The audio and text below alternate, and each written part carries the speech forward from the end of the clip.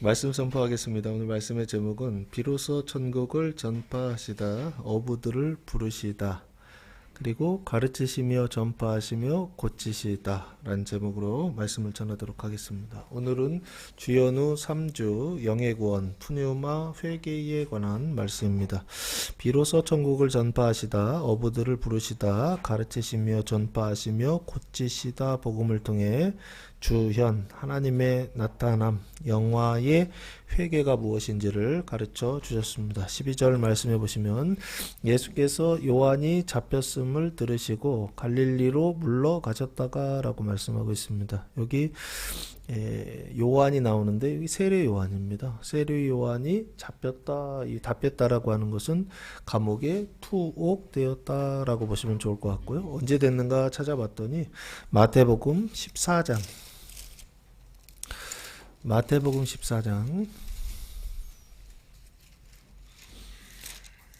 3절 말씀해 보시면 마태복음 14장 3절 4절 말씀해 보시면 전에 헤롯이 그 동생 빌립의 아내 헤로디아의 일로 요한을 잡아 결박하여 어디에 옥에 가두었으니 이는 요한이 헤롯에게 말하되 당신이 그 여자를 차지한 것이 뭐하다? 옳지 않다 하였음이라 라고 말씀하고 있습니다. 여기 헤롯이라고 하는 것은 헤롯 대왕이 아니라 헤롯 대왕의 아들 헤롯 안티파스라고요. 성경에서는 안디바라고 되어 있습니다. 헤롯 안디바라고 하는 그 왕인데요.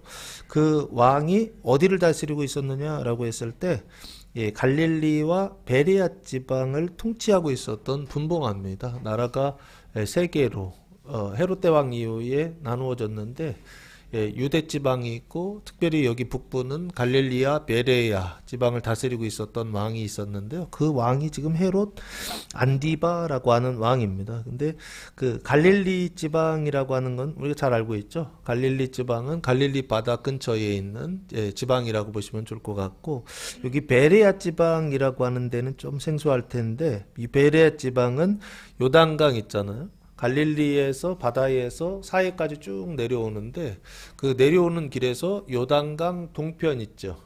요단강 서편이 있고 요단강 동편이 있는데 동편에 있는 지역 그 지역이 어디냐? 베레아 지역이다라고 보시면 좋을 것 같고요. 그 베레아 지역에 뭐가 있었느냐 했을 때 세례 요한이 세례를 베풀던 곳이 요단강 동편이었죠. 어디였죠? 베다니라고 말씀드렸죠. 그 베다니 지역을 통치하고 있었던 왕, 그게 바로 누구냐? 지금 헤롯 안디바다라고 그렇게 보시면 좋을 것 같습니다. 그래서 헤롯 안디바가 요한을 잡아다가 감옥에 뭐 했다? 투옥했다라고 하는 것을 예수님께서 들으시고 그 뒤에 행동하시는데 어떤 행동을 하시느냐? 갈릴리로 물러가셨다가라고 되어 있습니다. 그러면 여기 베레아 지방에서 어디로 물러가셨다? 갈릴리 지방으로 물러가셨다. 세례 요한이 세례 베풀던 곳에 계셨거든요. 그곳에 계시다가 어디로? 갈릴리 지방. 나중에 보면은 나사렛이 나오더라고요. 예수님 고향으로 돌아가셨다라고 보시면 좋을 것 같습니다. 그 갈릴리로 물러가셨다가 이 물러가다라는 단어가 아나코레오라고 하는 단어를 사용했는데 은퇴하다, 떠나다, 자리를 물려주다라고 하는 이런 뜻을 가지고 있습니다. 그래서 어찌 보면은 세례 요한이 잡힌 투옥된 이후에 예수님께서 도망가시는 어떤 그런 모습을 지금 보여주고 있는 게 아닌가 싶습니다. 13절 말씀해 보시면 나사렛을 떠나 스불론과 납달리 지경 해변에 있는 가버나움에 가서 사시니라고 되어 있습니다. 그래서 베레아 지방에서 떠나서 갈릴리 지방으로 가셨다가 어디로 들어가셨느냐? 지금 나사렛을 떠나라고 되어 있죠. 거기로 가셨다가 여기서 떠나셨다라고 보시면 좋을 것 같습니다. 이 나사렛이라고 하는 것은 어디죠? 예수님께서 자라신 고향이라고 보시면 좋을 것 같아요. 태어나신 고향이 있죠. 거기는 어디다? 그렇죠. 베들레헴에서 태어나셨다가 어디에서 자라셔 성장하셨다? 나사렛에서 성장하셨다. 그래서 여기 나사렛은 제2의 고향, 자라난 성장하신 제2의 고향 마을이다라고 보시면 좋을 것 같고요. 그 나사렛을 이 떠나다라고 하는 것은 버리다, 포기하다라고 하는 뜻을 가지고 있는데요. 어디로 가셨느냐 보니까 스불론과 납달리 지경 해변에 있는 가버나움에 가서 사시니, 그러니까 결국에는 나사렛을 떠나서 가버나움에 가서 사신 겁니다. 근데 가버나움이 어디 있는 거냐 봤더니 스불론과 납달리 지경 해변에 있는 마을이라는 거예요. 그럼 스불론은 어딘가 봤더니요. 스불론이라고 하는 단어는 스불론 지파라고 들어보셨죠? 야곱의 12아들 중에 수불론 지파라고 하는 수불론이라고 하는 아들이 있는데, 이 아들은 누구의 아들이냐라고 했을 때 창세기 30장 19절 말씀해 보시면 야곱의 아들인데 야곱의 아내가 4명이었죠. 그 4명 중에 그 첫 번째 아내요.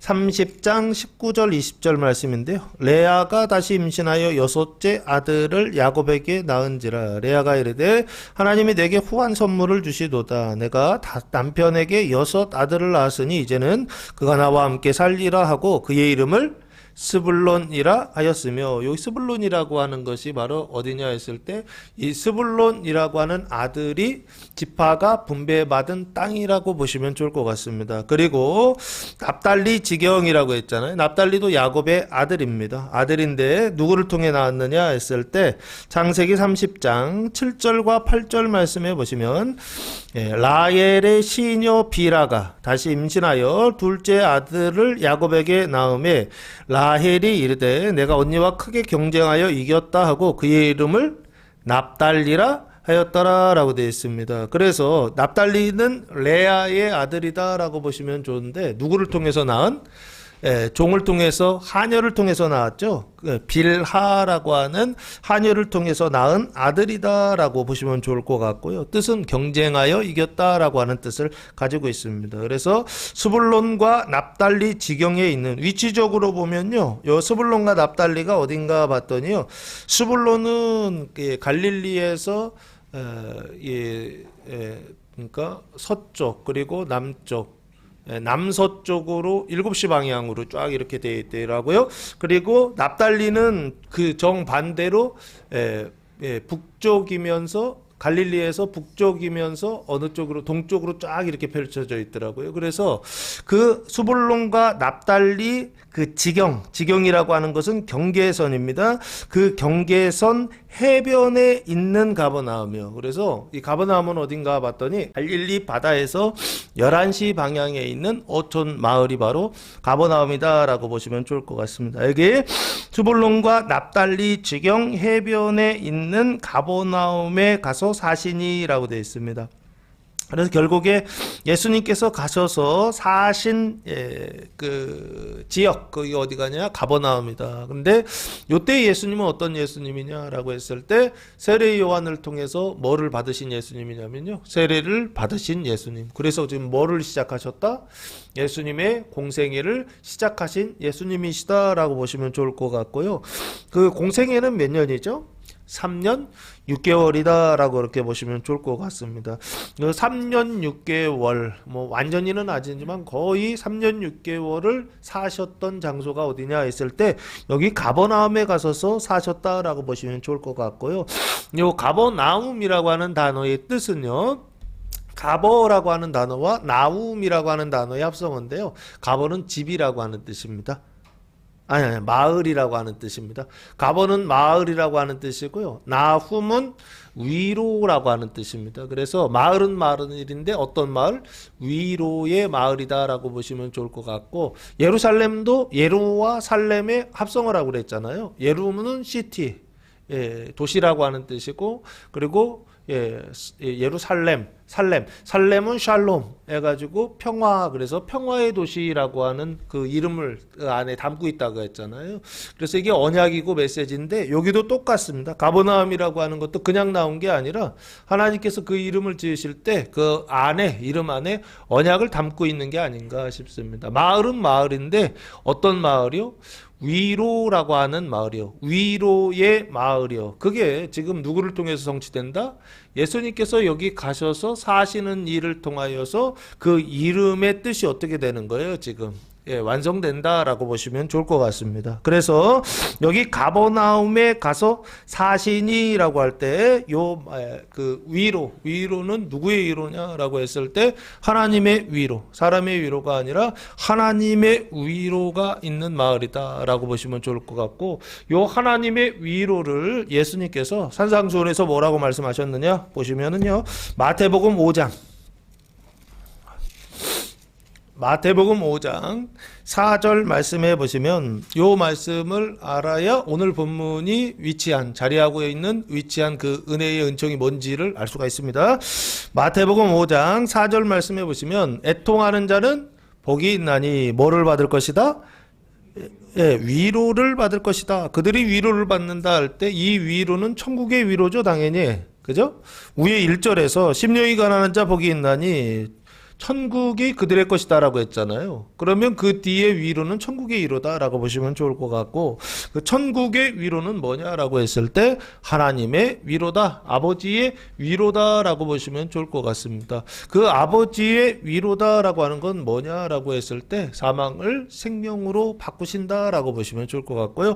그래서 가버나움 하면 뭐를 의미하느냐 했을 때 그 이름 속에 그 천국의 위로, 아버지의 위로를 담고 있는 이름이다 라고 보시면 좋을 것 같고, 그 가버나움에 가서서 사시니 거기서 거주하셨다라고 하는 것입니다. 그 가버나움에 가셔서 사시는 이 일을 구약에 언약해 놓으셨죠. 그게 바로 뭐냐 했을 때 14절에 나오는 말씀도 있는데요. 요 말씀 이전에 출애굽기 40장 보시면 그림이 똑같습니다. 출애굽기 40장 34절 말씀해 보시면 가버나움에 가셔서 사시는 예수님의 현실적인 모습이 영적으로는 뭘 의미하느냐 했을 때 출애굽기 40장 34절의 말씀을 성취하고 있다라고 보시면 좋을 것 같습니다. 34절 구름이 회막에 덮이고 여호와의 영광이 성막에 충만하매라고 되어 있죠. 이해되십니까? 그래서 그 성막 안에, 모세가 지은 그 성막 안에 하나님의 영광이 충만하죠.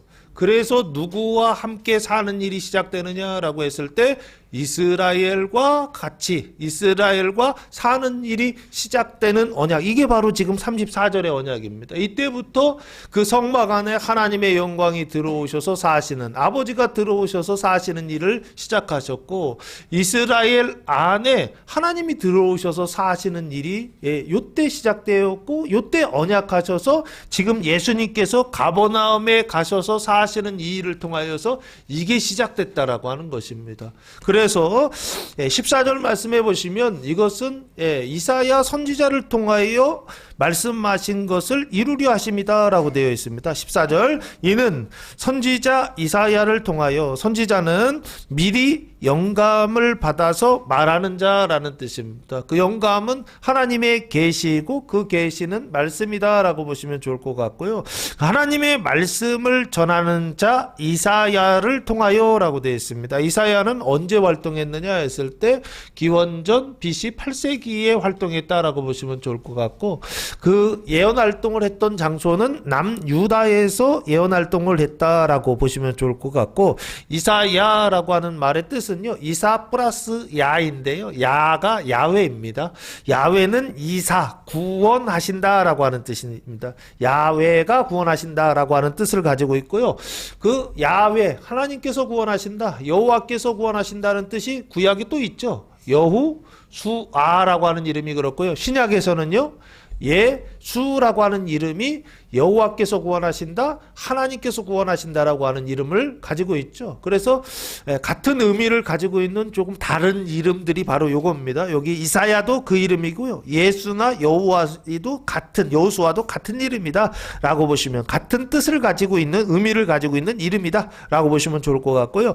이사야를 통하여 하신 말씀을 이루려 하심이라 일러스되 라고 되어 있습니다. 그래서 찾아봤더니 이사야 9장 1절과 2절 말씀인데요, 한번 찾아보겠습니다. 이사야 9장 1절과 2절 말씀해 보시면 예, 전에 고통받던 자들에게는 흑암이 없으리로다. 옛적에는 여호와께서 스불론 땅과 납달리 땅이 멸시를 당하게 하셨더니 후에는 해변길과 요단 저쪽 이방의 갈릴리를 영화롭게 하셨느니라. 2절 흑암에 행하던 백성이 큰 빛을 보고 사망의 그늘진 땅에 거주하던 자에게 빛이 비추도다 라고 말씀하고 있거든요. 하나님 이사야를 통해 지금 말씀하셨고 언약해 놓으신 겁니다. 뭘 언약하셨느냐 했을 때 15절 말씀해 보시면 15절 이어서 같은 말씀입니다. 수불론 땅과 납달리 땅과 요단강 저편 해변길과 이방의 갈릴리요. 이 네 가지를 다 합산했을 때 그 지칭하는 장소 거기가 어디라고요? 수불론 땅과 납달리 땅의 지경, 요단강 저편 해변길과 만나는 이방의 갈릴리, 그 마을이 뭐라고요? 가버나움입니다. 1, 2, 3, 4를 다 합쳤을 때 그것이 지칭하는 장소가 바로 여기요. 가버나움이라고 하는 장소입니다. 그래서 이방의 갈릴리요. 16절 영적인 의미가 이제 16절부터 나옵니다. 흑암에 앉은 백성이 큰 빛을 보았고 사망의 땅과 그늘에 앉은 자들에게 빛이 비추었도다 하였느니라 라고 말씀하고 있습니다. 여기 보시면 흑암에 앉은 백성이 나와 있죠. 그러면 이 사람들의 원래 상태는 어떤 상태냐 했을 때 흑암에 앉아있는 상태였다는 거예요. 백성들이 어떤 상태로 살고 있었느냐? 흑암에 앉아있는 상태예요. 흑암이라고 하는 건 뭔가요? 흑암이라고 하는 것은 스코토스라고 하는 단어를 사용했는데 어두움이라고 하는, 그늘이라고 하는 뜻을 가지고 있습니다. 근데 어두움인데 흑암이니까 빛이 있어요, 없어요? 완전히 없는, 새벽에 이렇게 동뜰 때 보면은 어둡긴 어둡지만 빛이 살짝 이렇게 들어오잖아요. 그런 어둠을 얘기하는 게 아니라 요 어둠은 어떤 어둠이냐? 빛이 하나도 없는 어둠의 상태를 흑암이라고 보시면 좋지 않을까. 그래서 빛이 하나도 없어서 그냥 깜깜해요. 그 흑암에 앉았다라고 하는 것은 거하다라고 보시면 좋고 거기서 살고 있다라고 보시면 좋을 것 같습니다. 흑암 속에서 살고 있는 백성이 뭐를 보았다? 큰 빛을 보았다라고 되어 있습니다. 이 빛은, 큰 빛이라고 하는 것은 어떤 빛일까요? 이 빛은 그냥 빛이 아니고 큰 빛이잖아요. 그래서 어둠이 하나도 없는 큰 빛이라고 보시면 좋을 것 같고, 그 큰 빛을 사도 바울은 뭐라고 하고 있느냐 했을 때 사도행전 22장 6절 말씀해 보시면 사도 바울이 이 빛을 만납니다. 이 빛을 경험하는데 이렇게 표현하고 있더라고요. 사도행전 22장 22장 여기 보시면 이스라엘 부형들 앞에서 변명하는 장면인데요. 22장 6절에서 8절 말씀해 보시면 가는 중 다메섹에 가까이 갔을 때에 오정쯤 돼요. 오정은 12시다라고 보시면 좋을 것 같고, 호련히 하늘로부터 큰 빛이 나를 둘러 비치매. 무슨 빛? 큰 빛이 나를 둘러 비치매. 이건 태양 아니죠? 물리적인 어떤 빛 아니죠? 큰 빛이 나를 둘러 비치매. 7절 내가 땅에 엎드러져 들으니 소리 있어 이르되 사울아 사울아 네가 왜 나를 박해하느냐 하시거늘. 8절 내가 대답하되 주님 누구시니까 하니 이르시되 나는 네가 박해하는 나사렛 누구? 예수라 하시더라 라고 말씀하고 있습니다. 그 빛 가운데 나타나셨던 분이 누구다? 나사렛 예수다, 그 얘기죠. 그럼 큰 빛 이꼬르 나사렛 예수다 해도 되죠? 네, 그래서 다시 본문으로 돌아오셔서 흑암에 앉은 백성이 큰 빛을 어떻게 됐다? 보았다라고 그렇게 말씀하고 있고요. 사망의 땅과 그늘에 앉은 자들에게, 백성이라고 보시면 좋을 것 같고요. 빛이 비추었도다 하였느니라 라고 말씀하고 있습니다. 그래서 어떻게 하는 거예요? 흑암에 살고 있는 백성들에게 지금 빛을 비추고 있고, 큰 빛을 비추고 있고, 사망의 땅에 살고 있는, 그리고 그늘에 앉아 있는 자들에게 백성들에게 여기 살고 있다라고 보셔도 좋습니다. 사망이라고 하는 것은요, 다나토스라고 하는 단어를 사용했는데 육신의 사망을 얘기하는 게 아닙니다. 영혼의 사망을 지금 이야기하는 것입니다. 그래서 하나님을 안다 모른다, 하나님을 전혀 모르는 어떤 이런 상태예요. 여기 사망의 땅과 라고 되어 있죠. 그 사망의 땅이라고 하는 것은 누구를 얘기하느냐라고 했을 때 백성들을 얘기한다라고 보시면 좋을 것 같고요. 백성들이 하나님을 안다 모른다, 하나님을 전혀 모른다라고 보시면 좋을 것 같습니다. 그래서 영적인 상태가 어떻게 되었느냐라고 했을 때 그 영혼의 상태가 죽어 있는 상태, 이것을 지금 사망의 땅이라고 표현하고 있는 게 아닌가 싶고요. 그늘의 앉은이라고 되어 있는데요. 그늘이라는 단어가 스키아라고 하는 단어를 사용했는데 원래는 어두움이란 뜻입니다. 앞에서 여기 흑암이라고 스코토스라고 하는 단어 있잖아요. 같은 단어라고 보시면 좋을 것 같고요. 여기 그늘에 앉은, 그러니까 결국에 어둠이죠. 어둠의 앉은이라고 보시면 좋을 것 같고요. 앉은이라고 하는 단어는 거하는 이라고 보시면 좋을 것 같습니다. 카데마이라고 하는 단어를 사용했는데 그늘에 사는, 어둠 속에 사는, 이렇게 사망의 땅과 그리고 어둠 속에 사는 백성들에게 뭐가 비추었다? 빛이 비추었도다 라고 말씀하고 있습니다. 이 빛은 눈에 보이는 빛 아니죠. 눈에 보이지 않는 영적인 빛이요. 이 빛은 뭐다?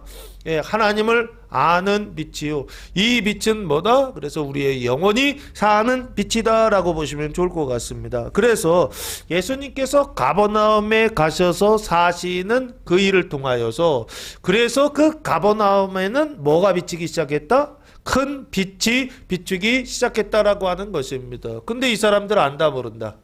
모른다는 거예요.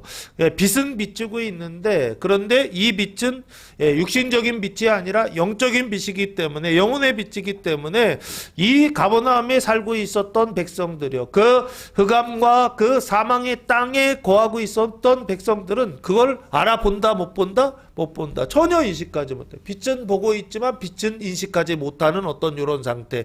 이것을 지금 뭐라고 말씀하고 있느냐라고 했을 때 여기에 빛이 비추고 있었다라고 말씀하고 있는 게 아닌가 싶습니다. 여기 그 사람들은 못 알아봤다라는 말이 없어요. 근데 나중에 보면 예수님께서 17절에 이렇게 말씀하세요. 이때부터 예수께서 비로소 전파하여 이르시되 회개하라, 천국이 가까이 왔느니라 하시더라 라고 말씀하고 있습니다. 이때부터라고 돼 있죠. 가버나움에 가셔서 사셔서 영적으로 그 영혼 안에 하나님의 그 하나님을 아는 그 생명의 빛을 비춰주시니까 그때부터 예수님께서 라고 보시면 좋을 것 같습니다. 어둠 속에 빛을 비추고 사망 속에 생명을 비추는 그때부터 예수께서 비로소라고 하는 단어는 비로소라고 하는 단어는 아르코라고 하는 단어를 사용했는데요. 원래 뜻은 처음이 되다라고 하는 뜻입니다. 그리고 계급에 있어서 처음이 된다라고 하는 것은 지배자가 된다라고 하는 뜻을 가지고 있습니다. 그러면 여기 비로소 전파하셨다라고 하는 것은 뭘 얘기하느냐 했을 때 그 전에는 지배하지 못했는데 이후부터는 뭐 하기 시작한다?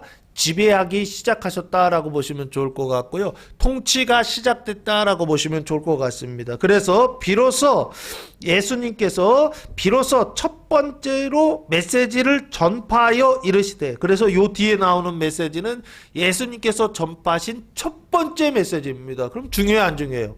엄청 중요하다라고 보시면 좋을 것 같습니다. 예수님께서 말씀하시는 가장 중요한 말씀, 뒤에 많은 말씀을 하시지만 그 중에 가장 중요한 게 뭐냐 했을 때 이겁니다. 회개하라, 천국이 어떻게 됐다? 가까이 왔느니라 라고 하는 말씀입니다. 전파하다 라고 하는 단어는 케리소라고 하는 단어를 사용했는데 다른 사람들한테 전달하는 것이죠. 근데 어떻게 하느냐 했을 때 공포하는 것입니다. 일반 대중에게 어떻게 하는 거냐면 널리 알리는, 감추지 않고 널리 알리는, 전파하여 이르시되 라고 하는 것입니다. 내용은 회개하라, 천국이 가까이 왔느니라 하시더라 라고 되어 있습니다. 가버나움이라고 하는 지역이 있어요. 마을이 있어요. 그 마을은 두 가지, 흑암과 어떤 상태요? 사망의 상태에 있었습니다. 그 흑암과 사망의 상태에 있었던 곳에 예수님이 딱 들어가셨어요. 그러면 그 예수님 안에만 뭐가 있어요? 빛과 생명이 있다라고 보시면 좋을 것 같습니다. 그 빛과 생명이 있어서 그 빛과 생명을 가버나움에 어떻게 하고요? 빛을 비추고 있었고 생명을 지금 비추고 있었는데 가버나움에 살고 있었던 백성들은 그거 알고 있다 모른다. 비추고 있지만 보지 못하고 생명의 빛을 비추고 있지만 알지 못하는 어떤 그런 상태에 있다라고 하는 것입니다. 그러니까 예수님께서 그때부터 뭐를 시작하시느냐? 전파하여 이르시되 말씀하시기 공공연하게 말씀하기 시작하셨다라고 하는 것입니다. 회개하라는 것입니다. 그러면 그전에는 회개하기 이전이잖아요. 회개하라라는 얘기는 안 했다는 얘기잖아요.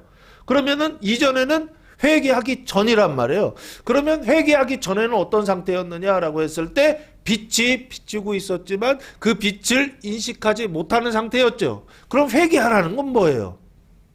그러면 그 빛을 인식하고 그 빛을 받아들이라 라고 하는 뜻으로 회개를 이야기하겠죠. 그래서 여기 보시면요, 예수님께서 가버나움에 가셔서 사신다라고 하는 건 뭘 의미하느냐 했을 때 빛을 비추는 것이고 그 생명을 비추는 것인데 그 백성들이 안다 모른다? 몰라도 비춰주시는 상태다라고 보시면 좋을 것 같습니다.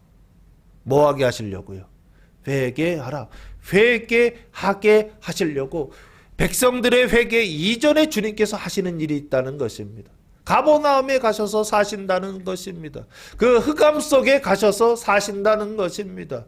그리고 그 사망의 땅에 들어가셔서 사신다라고 하는 것입니다. 그 흑암과 그 사망의 땅에 주님께서 몸소 들어가셔서 그곳에서 아무도 알아주시지 않는데 혼자 빛을 비춰주시고 혼자 생명의 그 빛을 비춰가지고 거기서 일하시고 계시더라라고 하는 것입니다. 이게 바로 뭐냐? 회개 전에 하나님께서 하시는 일이요. 회개 전에 주님께서 하시는 일이요. 그때 예수님이 이전에 하셨던 거, 2000년 전에 하셨던 것처럼 지금도 주님께서 우리의 현장 속에서 삶 속에서 오늘 이번 주간에 이 일을 하실 것입니다. 가버나움에 들어가셔서 사시는 일을 하실 것입니다. 흑암 속에 빛을 비추고 사망 속에 생명을 비추는 일을 하실 것입니다. 백성들이 아무도 못 알아들어도 성경을 읽고 있는 성도들이 아무도 못 알아들어도 주님 혼자 거기서 일하실 것입니다. 할렐루야. 우리가 열심히 성경 읽어가지고 구원받는 게 아니라 가버나움에 가셔서 사시는 그 주님의 열심이 우리를 회개하게 하시고 우리에게 빛을 비춰주시고 우리에게 생명 비춰주셔서 우리는 천국에 들어가게 될 줄로 믿습니다.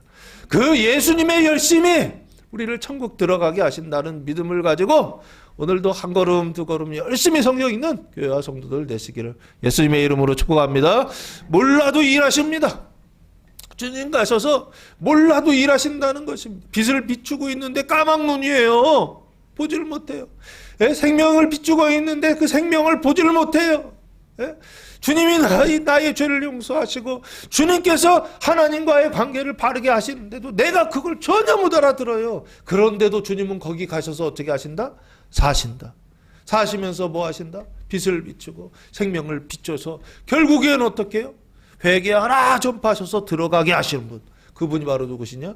예수님이시다. 그게 주님이시고 그게 하나님이시다. 그 하나님의 열심히 우리를 구원하고 그 하나님의 열심히 백성들을 구원하고 그 하나님의 열심히 아무것도 못 알아들어도 성경을 읽을 때 이거 봐도 이거 무슨 얘기하는지 하나도 못 알아듣겠네. 그렇죠? 저도 그렇습니다. 저도 봐도 무슨 얘기인지 못 알아듣겠어요. 그런데도 주님은 어떻게 하신다고요? 끊임없이 일하셔서 변화를 시켜주시더라라고 하는 것입니다. 어둠을 빛으로 사망을 생명으로 변화시키기 위하여 끊임없이 일하시는 주님이요 가버나움에 가셔서 사시니라고 오늘 성경이 말씀하고 있다는 것입니다. 그 말씀이 우리를 구원하시는 줄로 믿습니다. 그렇게 일하시는 주님께 그렇게 해서 지금도 주님의 나타남이요 주현 하나님이 나타나셔서 일하시는 그 하나님을 통하여서 성도들이 구원을 받는다라고 하는 거 기억하시고 열심히 몰라도 열심히 성경이 읽는다라고 생각하시고 몰라도 됩니다. 처음에는 나중에는 하나님이 다 가르쳐 주십니다. 처음에는 몰라도 된다라고 생각하시고 열심히 읽으시기 바랍니다. 그런데 뭐 100독 200독 넘어가는데도 몰라도 된다 그렇게 생각하시면 안 됩니다. 그때부터는 조금씩은 좀 알아야 된다 이런 마음을 좀 가지시기 바랍니다. 자, 그래서 17절 회개하라라고 되어 있잖아요. 회개하라라고 하는 것은 메타 노에오라고 하는 단어를 사용했는데 다르게 생각하다, 재고하다, 뉘우치다라고 하는 것입니다. 그 뉘우치는 방향이 다르게 생각하는 방향이 어디냐라고 했을 때 천국이 가까이 왔다 했으니까 방향성은 천국입니다. 회개한다라고 하는 것은 어디로 회개하는 거냐? 천국으로 회개하는 것입니다. 회개한다라고 하는 것을 내가 뭔가 잘못했어. 내가 뭔가 죄를 지었어. 그 범죄한 것에 대하여서 회개하는 것을 회개라고 생각하는데요. 그것도 회개는 회개입니다. 근데 사람의 회개 있고요. 진짜 하나님의 회개는 뭐냐라고 했을 때 천국으로 회개하는 것이요. 하나님의 나라로 회개하는 것이요. 그래서 생각을 다르게 하는 것이요. 그래서 재고하고 뉘우치는 것이요. 이걸 뭐라고 하느냐 했을 때 성경에서는 회개다라고 하는 것입니다. 그래서 하나님의 회개다라고 보시면 좋을 것 같고요. 사람의 회개와 하나님의 회개는 완전히 다르다. 천국에 들어가는 회개는 뭐다? 하나님의 회개를 해야 된다라고 보시면 좋을 것 같고, 이 회개는 천국으로 회개하는 것입니다. 그 천국으로 회개한다는 것은 원래 어디 있었다는 거예요? 지국에 있었다라고 보시면 좋을 것 같습니다. 아까 그 흑암이라고 했죠. 그 흑암과 그 사망의 땅에서 어디로 가느냐 했을 때 그 큰 빛과 생명의 땅으로, 나라로 어떻게 하는 거예요? 돌이키는 걸 회개다라고 보시면 좋을 것 같고요. 그 지국에서의 생각을 제고하는 것이거든요. 생각을 바꾸는 것인데, 지국에서의 생각은 뭐냐라고 했을 때 사람의 행위로 어디에 이른다? 의에 이른다라고 하는 것입니다. 구원에 이른다라고 하는 생각에서 어디로 회개하는 것이냐면 오직 하나님께서 하신 그 일을 믿음으로 의에 이른다, 구원에 이른다라고 하는 생각이요. 이 은혜 언약으로요. 회개 언약, 행위 언약에서 은혜 언약으로의 회개, 이게 바로 뭐냐 했을 때 성경에서 말하는 참된 회개다라고 보시면 좋지 않을까 싶습니다. 회개하라, 천국이 가까이 왔느니라 라고 말씀하고 있습니다. 천국이라고 하는 것은 우라노스 바실레이아라고 하는 단어를 사용했는데, 우라노스는 물리적인 하늘을 얘기하는 게 아니고 하나님의 계신 처소, 하나님 계신 곳이라고 하는 천을 얘기하고요. 국자는요, 나라, 왕국 통치라고 하는 다스림, 주권이라고 보시면 좋을 것 같습니다. 그래서 이 통치와 다스림이라고 하는 것은 뭐냐 했을 때 공간 개념이 아닙니다. 보통 왕국 하면은 대부분 땅, 공간, 영토 개념으로 받아들이잖아요. 여기서의 영토는 그 영토가 아니고 뭘 얘기하느냐 했을 때 주권의 개념으로 받아들여야 된다라고 보시면 좋을 것 같고요. 천국이라고 하는 것은 하나님의 통치, 하나님의 그 주권이 어떻게 하는 거예요? 주권이 있는, 하나님의 주권이 나타나는 것이요, 다스리는 것이요. 거기가 어디냐 했을 때 천국이다라고 보시면 좋을 것 같습니다. 한국에 하나님의 통치가 있다 그러면 여기가 천국이 되겠죠. 이해되십니까? 삼천포에 하나님의 주권이 있다라고 한다면, 다스림이 있다라고 한다면 삼천포가 하나님 나라가 됐다라고 보시면 좋을 것 같고, 여기 천국이 가까이 왔다라고 되어 있습니다. 가까이 왔다라는 얘기는 그 천국에 들어갔다 안 들어갔다? 안 들어갔다는 얘기죠. 그럼 이렇게 크게 세 가지로 보시면 돼요. 회개를 중심으로 해서 회개 이전에 주님께서 하시는 일은 뭐냐라고 했을 때 가버나움에 가셔서 사신다는 거예요. 거기에 빛을 비춰주시고 생명을 비추어 주시는 그 일을 하시고, 그리고 나서 지금 회개하라 그러셨죠. 그리고 천국이 가까이 왔다라고 돼 있죠. 그 얘기는 뭐예요? 그 뒤에 나오는 내용들은 회개다라고 보시면 좋을 것 같고, 그리고 제자들을 부르시는 장면이 나오거든요. 그럼 제자들을 부르시는 장면은 회개하라라고 하는, 회개하는 거라고 보시면 좋을 것 같고요. 마지막 세 번째 단계는 뭐냐? 천국이 가까이 왔다라고 했으니까 천국에 들어가는, 이해되십니까? 3단계죠. 회개 이전의 상태예요. 이게 이제 선행의 은총이라고 하고요. 그리고 회개의 은총의 단계이고, 마지막 천국에 들어가는 단계는 칭의와 중생의 단계다라고 이렇게 보시면 좋을 것 같습니다. 그래서 18절 말씀해 보시면, 갈릴리 해변에 다니시다가 두 형제 곧 베드로라 하는 시몬과 그의 형제 안드레가 바다에 금을 던지는 것을 보시니 그들은 어부라라고 말씀하고 있습니다. 갈릴리 해변이니까 이 갈릴리는 바다다라고 보시면 좋을 것 같고요.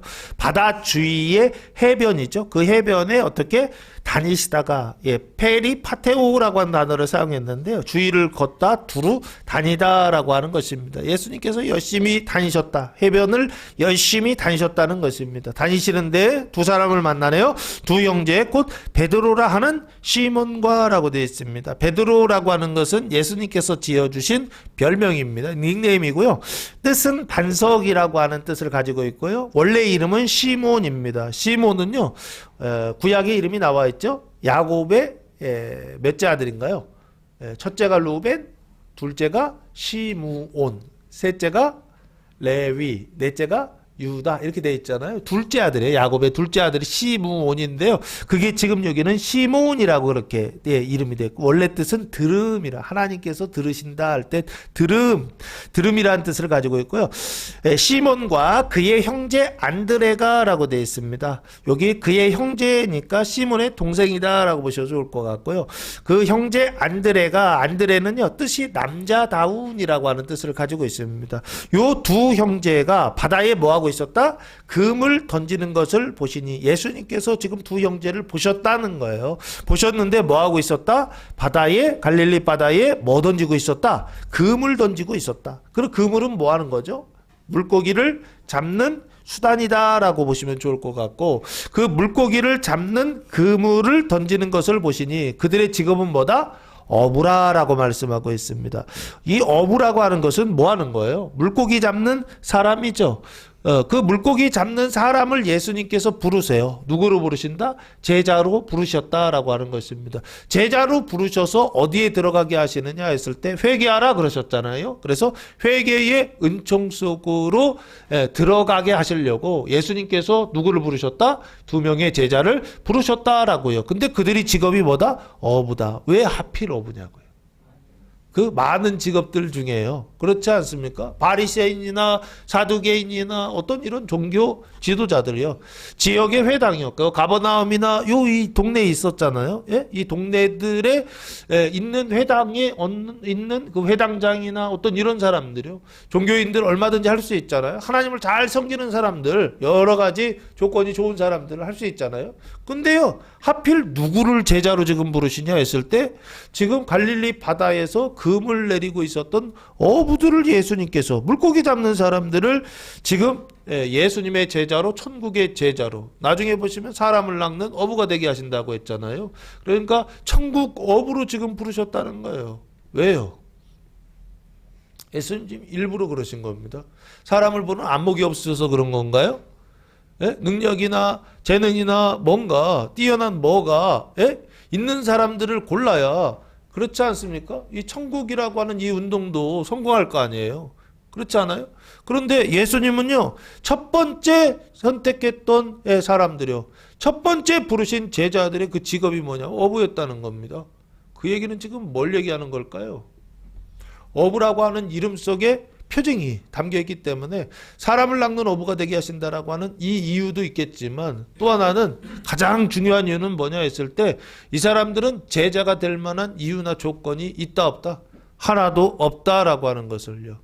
천국의 그 어부들이요, 천국의 사람을 낚는 어부가 되는 조건에는 그 사람이 가지고 있는 조건들 필요하다 필요하지 않다? 필요하지 않다라고 하는 것이요. 얼마나 많이 아느냐 상관없고, 얼마나 많이 가졌느냐 상관없고, 이해되십니까? 얼마나 능력이 있느냐 상관없고, 얼마나 건강하느냐 상관없고, 예수님이 관심하는 거는 뭐밖에 없느냐라고 했을 때 이 사람들이 어부라는 거예요. 물고기 잡는 어부라는 것이요. 조건이라고는, 천국의 어부가 될 만한 조건이라고는 제가 볼 때 하나도 가지고 있지 않은데, 근데 예수님은 어떻게 하신다고요? 그 조건 없는 사람들을 일부러 지금 부르셔서 누구의 제자로? 예수님의 제자로 어디에 들어가게 하시더라? 회개의 은총 속으로 들어가게 하시더라는 거예요. 이해되십니까? 그게 예수님께서 지금 하신 일이다라고 하는 것입니다. 그래서 19절 말씀해 보시면 이 사람들은 천국 어부로서, 예수님의 제자로서, 천국 제자로서 전혀 적합성이 하나도 없는 사람들이에요. 적합하지 않은 사람들이에요. 이 사람들은 아주 100% 적합하지 않은 사람들. 예? 그 안에 조건을 하나도 가지고 있지 않은 사람들이었다라고 보시면 좋을 것 같고요. 그런 사람들을 예수님 부르셔서 제자로 삼으시고 그런 사람들을 부르셔서 천국의 업으로 지금 삼아주신다. 19절 말씀하시되 예수님께서 말씀하시되 나를 따라오라 라고 말씀하고 있습니다. 나를 따라오란 얘기는 내가 먼저 가겠다는 얘기죠.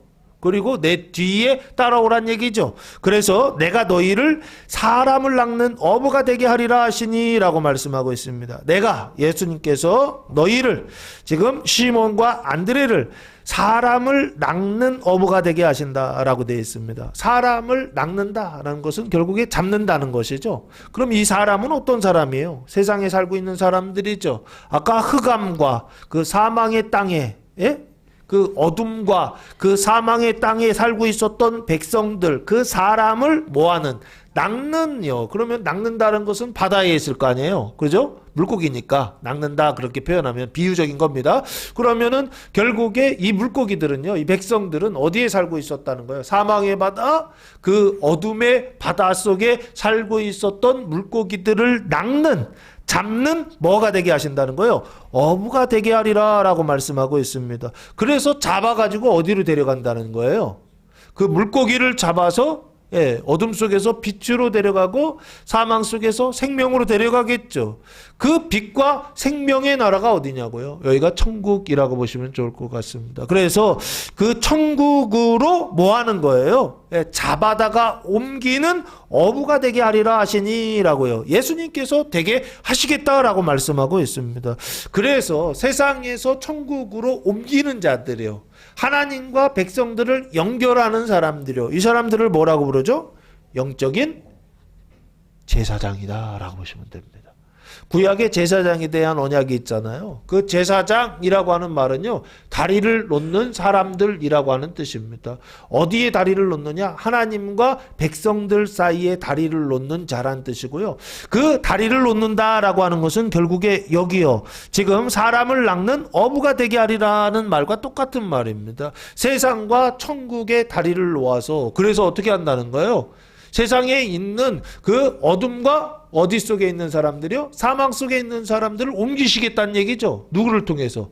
이 두 명의 제자들을 통해서 어부가 되게 하리라 하시니라고요. 예수님께서 말씀하시고 예수님께서 부르십니다. 근데 이 부르심은 어떤 부르심이냐 했을 때 첫 번째 부르심이다 라고 보시면 됩니다. 그 첫 번째 부르심을 통해서 우리가 확실히 알 수 있죠. 예수님의 방향이 뭔지요. 예수님은 어떤 사람을 부르시는지에 대한 아주 분명한 것을 지금 제시하고 있다는 것입니다. 예수님은 어떤 사람이요? 조건이 있는 사람 부르신다? 종교인들 부르신다? 아니죠. 아무것도 없는 사람을 지금 부르신다는 거예요.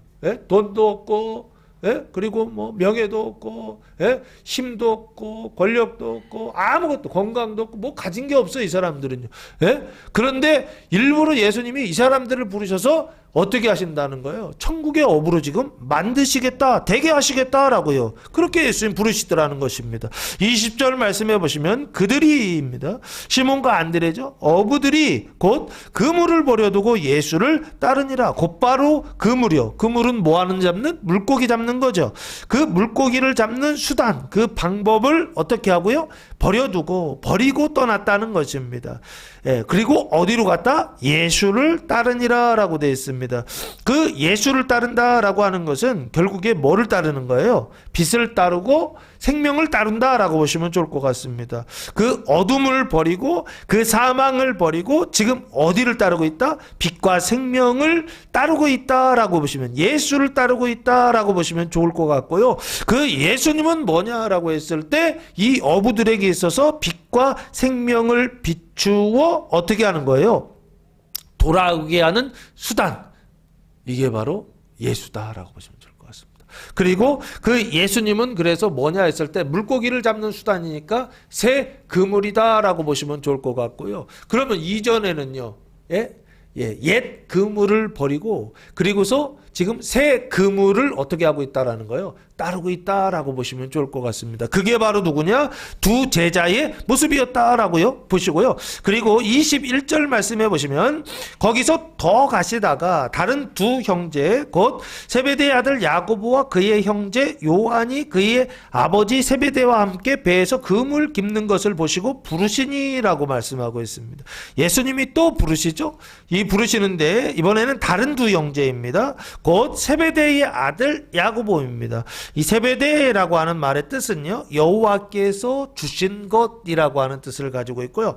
그리고 아들 야고보라고 하는 것은요, 원래는 야곱이죠. 야곱이라고 하는 말의 뜻은 뭐죠? 발꿈치를 잡은 자라고 하는 뜻입니다. 그래서 야고보와 야곱과 그의 형제 누구요? 요한이라는 말의 뜻은 뭐죠? 여호와께서 총애하심, 사랑하신다라고 하는 뜻이고요. 요한이 그의 아버지 세베대와 함께 뭐하고 있어요? 배에서 그물 깁는 것을 보시고, 그물을 깁는다는 것은 뭔가요? 네, 그물을 수리한다라고 보시면, 고친다라고 보시면 좋을 것 같고요. 그 그물을 깁는 것을 보시고, 그러면 그물 깁는 건 언제 하는 거예요? 물고기 잡은 후에 다시 잡기 위하여 준비하는 과정이죠. 아까 그 시몬과 안드레는 그물을 던지고 내리고 있었잖아요. 그때 물고기 잡을 때였단 말이에요. 지금 여기는 물고기 잡는 게 끝나고 그물을 걷어들여서 뭐 하고 있는 거예요? 손질하고 있는 것이죠. 그래서 그 다음날 또 뭐 하려고요? 그물을 내리기 위해서 준비하고 있는 시간이라고 보시면 좋을 것 같고요. 그 아버지와 함께 그물을 깃고 있었다. 근데 어디에서요? 장소가 배에서 그물 깃는 것을 보시고, 여기는 조금 농사 짓는 농부 중에 부자 농부를 부농이라고 하잖아요. 그러면은 물고기 잡는 어부 중에 어부, 뭐라고 불러야 되나요? 부어라고 불러야 되나요? 그렇죠? 맞죠? 네, 부어라고 보셔야 될 것 같은데, 여기 배가 있어요, 배가. 요즘도 배가 있으면은, 뭐, 작은 배는 그렇지만, 큰 배 하나 가지고 있으면, 3,000배에서도, 부자예요, 부자. 그죠? 근데 여기요, 그 배에서 그물 깁는 것을 보시고 부르시니라고 말씀하고 있습니다. 이 부르심은 어떤 부르심이냐라고 했을 때 두 번째 부르심이다라고 보시면 좋을 것 같고요. 그 두 번째 부르시는데 그물만 가지고 있었던 사람들 부르다가 이번에는 배 가지고 있는, 아버지와 함께 배도 가지고 있는 사람도 부르시더라라는 것입니다. 그래서 22절 말씀해 보시니 그들이 야고보와 요한이, 어부들이 곧 배와 아버지를 버려두고 예수를 어떻게 했다? 따르니라 라고 말씀하고 있습니다. 첫 번째는 뭐를 버렸다? 배를 버렸다. 그리고 두 번째는요, 아버지를 버려두고, 그리고서 버려두었다는 것은 버렸다라고 보시면 좋을 것 같고요. 배를 버리고 아버지를 버리고 누구를 따랐다? 예수를 따랐다라고, 버리고 따라야 되는 거예요. 아멘이십니까? 그물을 버리고 따라야 되고, 지금 배를 버리고 따라야 되고, 그리고 또 뭐를 버려야 된다? 아버지를 버리고 따랐다라고 말씀하고 있습니다. 이 세 가지는요, 눈에 보이는 것이고 표징인 것 뿐입니다. 실제로는요, 지금 아버지를 버린다라고 하는 것은 눈에 보이는 아버지를 버린다라고 보시면 안 되고, 그 아버지를 버림으로 인해서 참된 아버지를 얻는다라고 보시면 좋을 것 같습니다. 사망의 아버지를 버리고 생명의 아버지를 얻기 위하여 버린다라고 보시면 좋을 것 같습니다. 그물을 버리는 것도 그렇고 배를 버리는 것도 그렇고 그것 자체가 목적이 아닙니다. 그것을 통해서 뭘 얻게 하신다? 참된 그물을 얻게 하시고 참된 생명을 얻게 하시고 참된 배를 얻게 하신다라고 보시면 좋을 것 같습니다. 배라고 하는 것은 그물보다도 더 큰 어떤 수단 있잖아요. 그렇게 해서 바다를 항해할 수 있는 수단 있잖아요. 그렇죠? 이게 뭐냐라고 했을 때 어쩌면 배를 타고서 바다 한가운데 갈 수 있는 거니까. 그렇죠?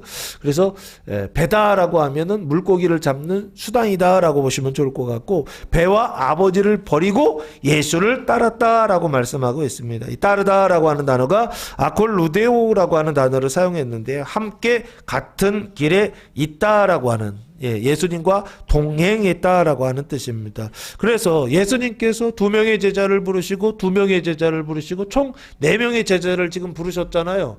그 부르셔서 지금 하고 있는 일이 뭐냐라고 했을 때 그 회개의 빛을 비추고 그리고 생명을 비추고 있었지만 거기 들어오는 사람, 그거 보는 사람 아무도 없었다고 했잖아요. 제자들을 부르셔서 어디요? 그 빛 가운데로 생명 가운데로 지금 부르셔서 들어오게 하신다라고 보시면 좋을 것 같고, 그걸 뭐라고 해야 될까 했을 때 회개의 은총 속으로 들어오도록 초청하고 계시다라고 보시면 좋을 것 같습니다. 아까요, 사시는 것은요, 빛을 비추고 생명을 비춰도 사람들 못 알아봤잖아요. 그랬죠? 그럼에도 불구하고 주님은 거기 가서 계속 사신다고 그랬죠. 여기는 어떤 단계냐 했을 때 사시는 단계를 지나서 한 단계 더 나서 지나서 회개의 단계는 어떤 단계냐 했을 때 주님과 동행하는 단계입니다. 주님을 따르는 단계입니다. 그래서 빛을 따르고 그래서 생명을 따릅니다. 그러나 천국에는 들어가지 아직 못했어요. 회개의 은총 속으로 들어가게 하시려고 누구를 부른다? 2명의 제자와 2명의 제자, 4명의 제자를 부르시더라라고 하는 것입니다. 부르실 때 그물을 버리고, 부르실 때 배를 버리고, 부르실 때 아버지를 버리고, 부르실 때 빛과 생명을 쫓아서 나아갈 수 있는, 따를 수 있는 교회와 성도들 되시기를 예수님의 이름으로 축복합니다.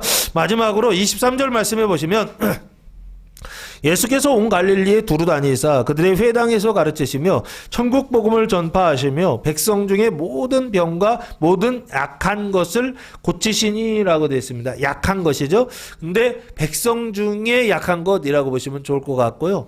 지금 여기에 보시면요, 크게 보시면 예수님이 2가지를 하신다라고 보시면 좋을 것 같습니다. 예수께서 근데 4명의 제자들이 지금 뭐 하고 있는 예수예요?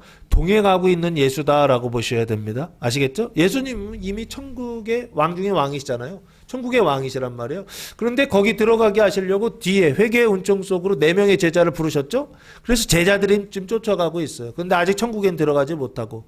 그러면은 그 뒤에 가버나움에 가셔서 사셨을 때에 빛을 비추고 있었던 사람들이 있었죠. 회개의 은총 속에 아직 들어오지 않은 사람들이요.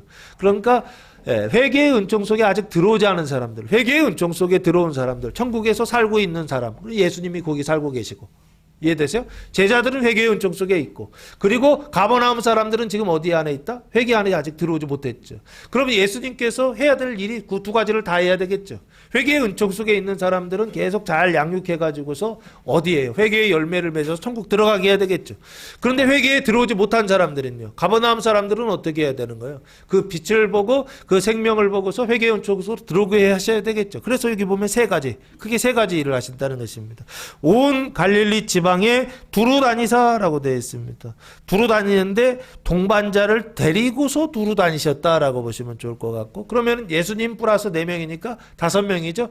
그 5명의 그 예수님과 제자들이 어떻게 하는 거예요? 두루 다니사 그들의 회당에서 뭐 하셨다? 가르치셨다. 그럼 가버나움 회당에서 가르치셨다라고 보시면 좋을 것 같고요. 회당이라고 하는 건 뭔가요? 쉬나고게라고 하는 단어인데 뜻은요, 유대인의 모임 장소다라고 보시면 돼요. 유대교를 믿는 사람들의 모임 장소가 시나고게 회당입니다. 그 회당에서 뭘 해요? 보통은 율법을 연구하고 율법을 가르치고 율법을 계승하는 일들을 하죠. 하나님께 예배드리는 일들 여기서 한다라고 보시면 좋을 것 같습니다. 제사 드리는 것은 예루살렘 성전에서만 했어요. 근데 하나님을 섬기는 어떤 일들은 여기서 했다라고 보시면 좋을 것 같고, 갈 수 없으니까 너무 멀어서요. 회당에서 가르치시며 라고 되어 있습니다. 그럼 당연히 뭘 가르쳐요? 그 당시에는 성경이 구약밖에 없었으니까, 율법밖에 없었으니까 구약을 가르치시며 라고 되어 있습니다. 그리고 천국 복음을 전파하시며 라고 되어 있습니다. 말씀을 가르치고 천국 복음이라고 되어 있죠. 천국이라고 하는 것은 앞에 천자가 우라노스가 빠져 있어요. 그냥 바실레이아라고 하는 단어를 사용했는데요. 나라의 복음이라고 보시면 좋을 것 같습니다. 근데 앞에 천국이라고 하셨으니까 천국 복음이라고 의역을 한 것 같아요. 어쨌든 천국 복음을 전파하셨다라고 되어 있습니다. 천국 복음을 전파하셔서, 그러면 가르치시고 천국 복음을 전파하시는 건 누구한테 하는 거예요?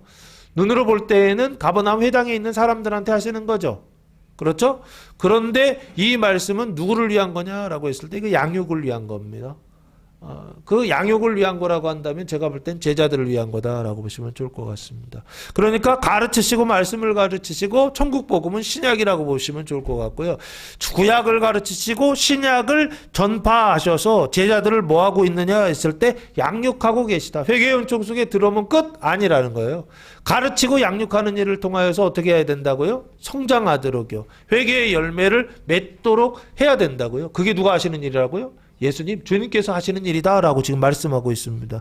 회당에서 가르치시고 회당에서 천국 복음을 전파하시며 그래서 제자들을 가르치시고 그리고 나서 플러스 백성 중에 모든 병과 모든 약한 것을 고쳐주셨다라고 되어 있습니다. 결국에는 병을 고쳐주셨다라고 보시면 좋을 것 같고요. 누구의 병을 고쳐주셨느냐? 백성들의 병을 고쳐주셨다라고 보시면 이 치유죠. 백성들의 모든 병과 약한 것은요, 단어가 좀 다르더라고요.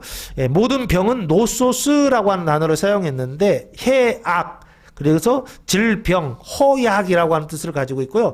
약한 것이라고 하는 단어도요, 말라키아라고 하는 단어를 사용했는데, 쇠약이라고 하는 비슷한 뜻을 가지고 있어요. 근데 좀 달라요, 단어가. 모든 병과 모든 약한 것을 어떻게 하셨다? 고쳐주셨다. 어쨌든 병을 고쳐주셨다라고 보시면 좋을 것 같고, 그 병을 고쳐주시는 일을 지금 누구의 병을 고쳐주시느냐? 백성들의 병을 주셨다. 그러면 앞에 그 백성들이 어둠에 있었잖아요. 그 어둠의 병을 고쳐주시고, 눈으로 볼 때에는 육신의 질병을 고쳐주시는 거지만 영으로 볼 때는 뭐를 고쳐주시는 것이냐? 어둠을 빛으로 고쳐주시고 그리고 사망을 생명으로 고쳐주시는 천국의 표징이요. 이게 치유입니다. 눈에 보이는 치유라고 병을 고쳐주시는 치유는 뭐냐라고 했을 때 하나님 나라가 임한다라고 하는 것이죠. 하나님 나라의 표징으로서 병을 고쳐주시는 것입니다. 그래서 예수님께서 병 고치시고 귀신 쫓아내시는 일을 하잖아요. 그 귀신을 쫓아내는 일을 뭐라고 그러죠? 이거를 귀신 쫓아낸다 해서 축사. 네. 자, 그래서 축사하는 일들은 다 뭐냐? 천국의 표징이다라고 보시면 좋을 것 같고. 좋아요, 좋아. 천국의 표징이고, 그 천국의 표징은 뭐냐라고 했을 때, 어둠을 빛으로 만드는, 이게 이제 존재를 바꾸는 거잖아요. 이게 칭의입니다, 칭의. 죄를 의로 바꾸는 일이라고 한다면, 사망을 생명으로 바꾸는 일, 이걸 뭐냐? 중생이다라고 보시면 좋을 것 같고, 그래서 그 지금요, 병을 고친다라고 하는 건 결국에 뭘 얘기하느냐라고 했을 때, 예수님께서 지금 그 죄를 씻고 사망을 씻는 일들을 하시는 거구나라고 보시면 좋을 것 같고, 그래서 어디로 들어오게 하시느냐라고 했을 때 백성들은 회개의 은총으로 들어오게 하시는 일을 주님께서 어떻게 해요? 열심을 내어 하고 계시다라고 보시면 좋을 것 같습니다. 그래서 주연후 세 번째 주일 주님의 나타남은 뭐냐라고 했을 때 첫 번째는 가버나움에 가셔서 사시는 일을 통하여서 어둠 속에 빛을 비춰주시고 사망 속에 생명을 비추는 일을 하신다는 것입니다. 언제요? 백성들이 회개하기 이전에 아무것도 보지 못하고 아무것도 느끼지 못하고 아무것도 알지 못할 때에도 주님은 어떻게 하고 계시더라? 그곳에 들어가셔서 사셔서 그래서 그곳에서 주님의 일을 하고 계시더라는 거예요. 그래서 내가 예수 믿고 구원받은 이후에도 남아있는 그 죄와 사망을 회개해야 되는데 그 회개할 때요 주님이 내 안에 안 계신 것처럼 느껴진다는 거예요. 왜 안 계신 것처럼 느껴지죠? 내 눈이 소경이에요. 내 눈이 멀었어요. 보지를 못한단 말이에요.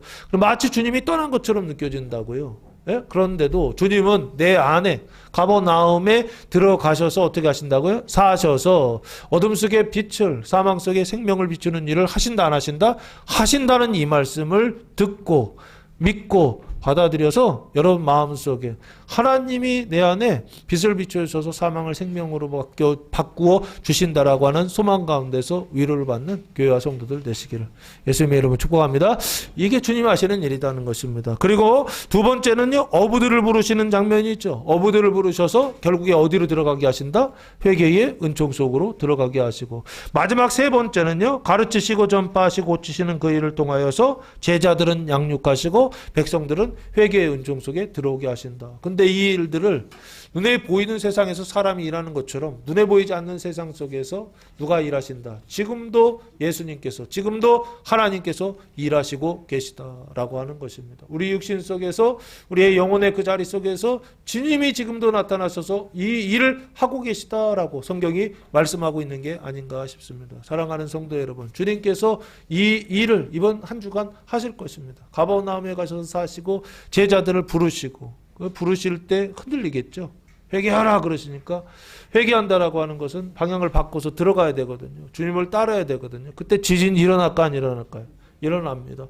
그 지진 일어날 때 마치요, 이걸 버리고서 이걸 떠나야 되니까, 남편을 버리고서 떠나야 되고, 가족을 버리고서 떠나야 되고, 그물을 버리고서 떠나야 되고, 아버지를 버리고서 떠나야 되고, 배를 버리고서 버리고 떠나는 어떤 그런 일들이 있을 것입니다. 슬퍼하지 마시고 주님께서 떠나라 하시면 기쁨으로 떠날 수 있는 교회와 성도들 되시기를 예수님의 이름으로 축복합니다. 자, 기도하겠습니다. 사랑과 은혜가 풍성하신 아버지 하나님, 감사와 찬송과 영광을 올려드립니다. 하나님이 세상에 자신을 나타내시는, 비로소 천국을 전파하시다, 어부들을 부르시다, 가르치시며 전파하시며 고치시다 복음이 선포될 때 그 말씀을 믿고 순종하여 큰 빛을 보고 천국의 위로를 받는 교회와 성도들 되게 하옵소서. 천국의 양육과 천국의 성장과 그 죄가 씻어지고 사망이 씻어져서 남아있는 그 죄와 사망이 완전히 씻어지는 그날까지 열심히 소망을 가지고 달려가는 교회와 성도들 되게 하옵소서. 이제는 우리 주 예수 그리스도의 은혜와 하나님 아버지의 무한하신 사랑하심과 성령의 교통하심이 사랑하는 성도들 머리에와 가정에와 교회 위에 이제로부터 영원토록 함께 하시기를 간절히 축원하옵나이다. 아멘.